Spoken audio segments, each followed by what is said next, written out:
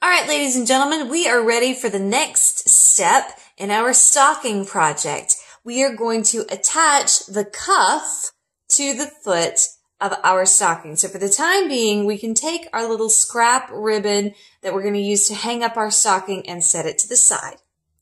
The next thing we are going to want to do is lay out the feet of our stockings so that they are wrong sides up. Wrong sides up. Then I'm going to take my cuff piece. It doesn't matter if you are using a matching or a contrasting fabric. The steps are exactly the same here.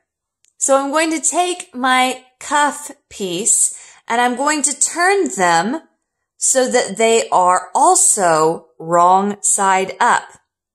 I'm going to line up piece A with foot piece A. I will line up cuff piece B with foot piece B. I want the top edge of the foot to match the edge of the cuff. And I'm going to use a running stitch to attach these with a 1/4 inch seam allowance. So I need to take my seam gauge and mark a 1/4 inch seam allowance across the top of both pieces. Once I'm done marking my seam allowance, then I'm going to use a running stitch to attach the cuff to the foot. Once you have attached your cuff piece to your foot piece, you're going to have this sticky outy bit of seam allowance, and we need to fold that open and press it down before we can do anything else. So come and join me at the ironing board. Here we are once again at the ironing board, ladies and gentlemen, and I'm going to press open my seams that I just created. So I'm going to lay my stocking on the ironing board with the foot's right side up and the cuff's wrong side up. So I'm going to stretch them out.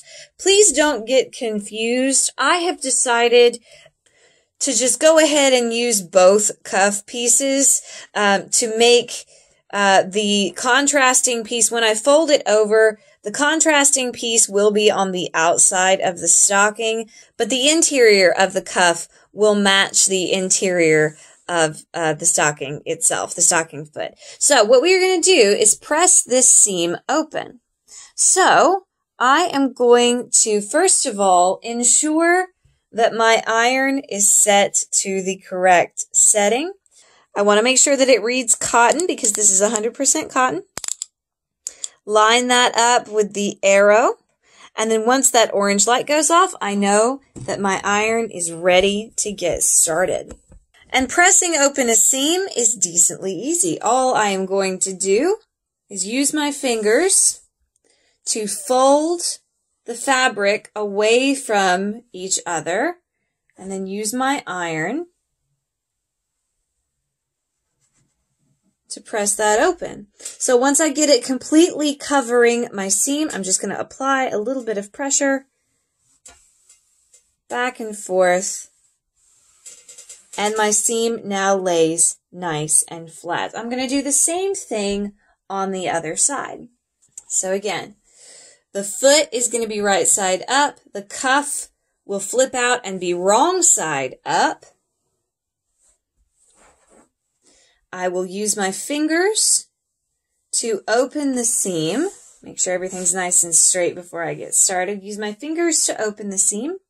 Then come in behind with my iron and apply some pressure as I work my way across.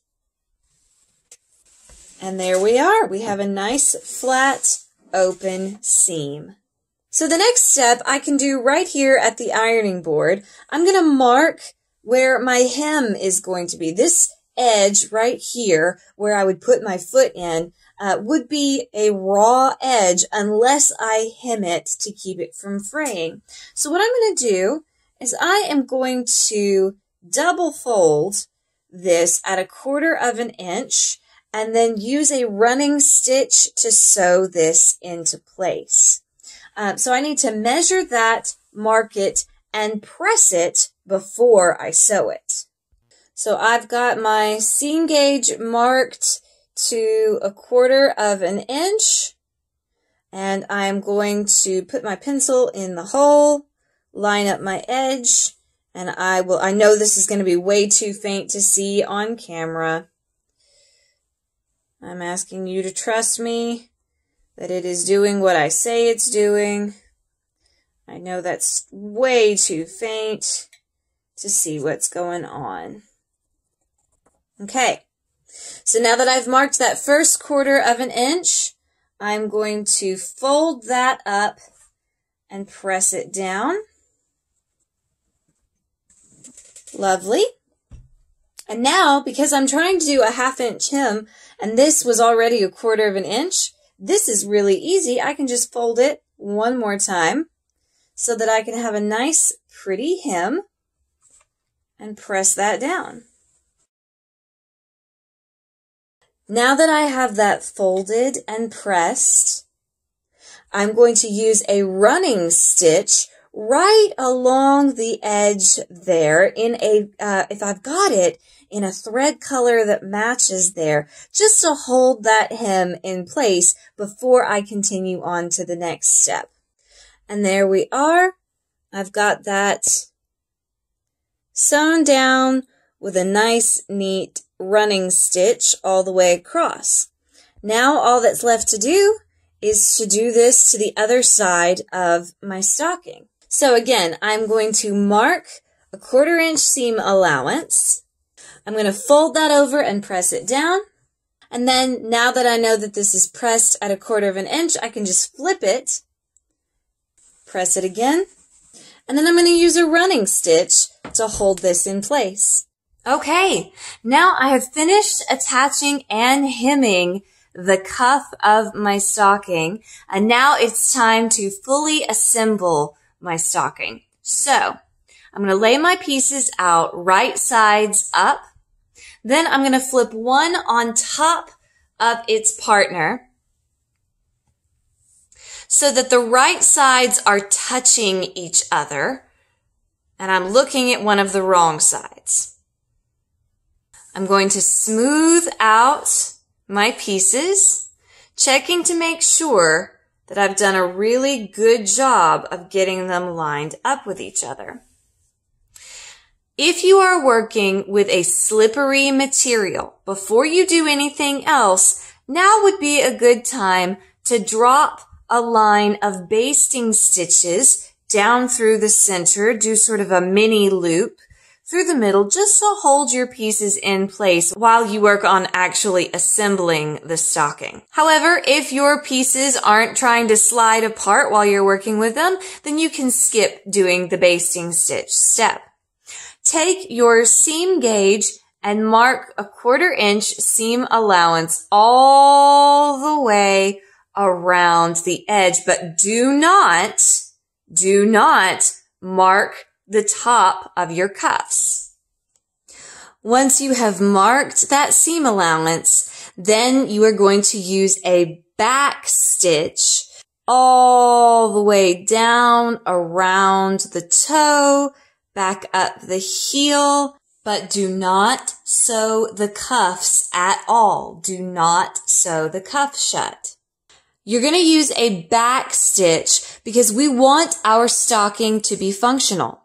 We want it to be able to hold candy, small presents, whatever else people might, a kitten, whatever else people might put into a stocking as a gift. And that means that these seams are going to take a lot of stress.